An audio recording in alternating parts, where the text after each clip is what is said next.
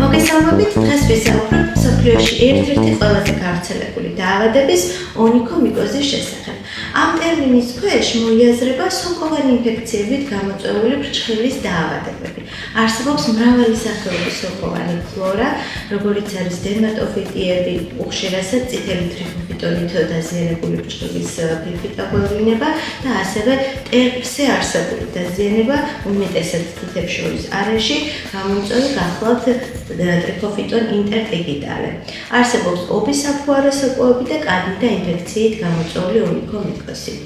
გამოწვევის მიზეზი მრავალფეროვანია, შესაძლოა გამოწვეული იყოს ჰიპერჰიდროზით, ანუ ჭარბობლიანობით, პერიფერიული სისხლის მოქცევის მოშლით, ხშირი ტრავმირებებით, ხანდაზმულთა ასაკში ხშირად ხვდებით ონიკომიკოზის დიაგნოზს. ის შესაძლოა ასევე თანდართული იყოს მეორადად, ისეთ ქრონიკულ დაავადებებთან, როგორც არის ფსორიაზული ონიკოდისტროფია, ანუ ფრჩხილის დაზიანება, უმეტესად კანდიდა ინფექციით გამოწვეული პროცესები ხდება და ასევე შაქრიანი დიაბეტის მქონე და აი ინფიცირებულ პაციენტებში ხვდებით ფრჩხილის სოკოვან ინფექციებს.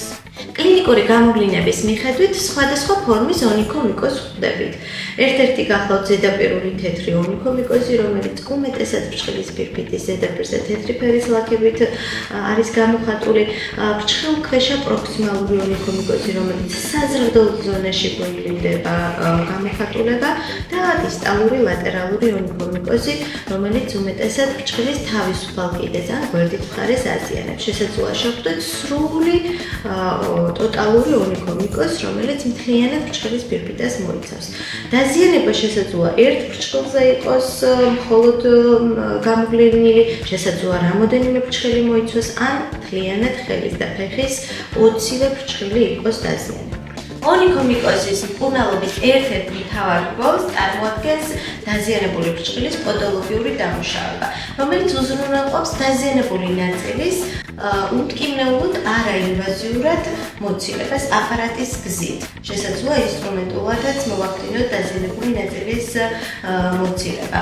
ასეთ შემთხვევაში გარეგანი თერაპიის მკურნალობა არის მაღალი ეფექტური და ის საშუალებები, რასაც ვნიშნავთ, ხდება უფრო მეტად შეღწევადი იმ ადგილზე, სადაც უნდა მოხდეს ინფექციის განეიტრანება.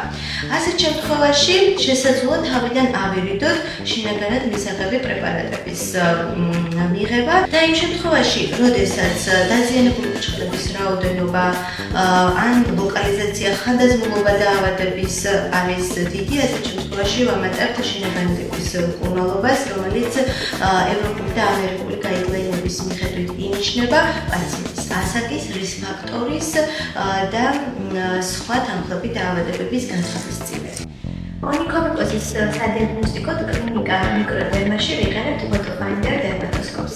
ონიკოსკოპია გვაძლევს საშუალებას დავათვალიეროთ ფრჩხილის ფირფიტა და განსაზღვროთ ყველა ის კლინიკური მაჩვენებლები, რაც ახასიათებს სოკოვან ინფექციას.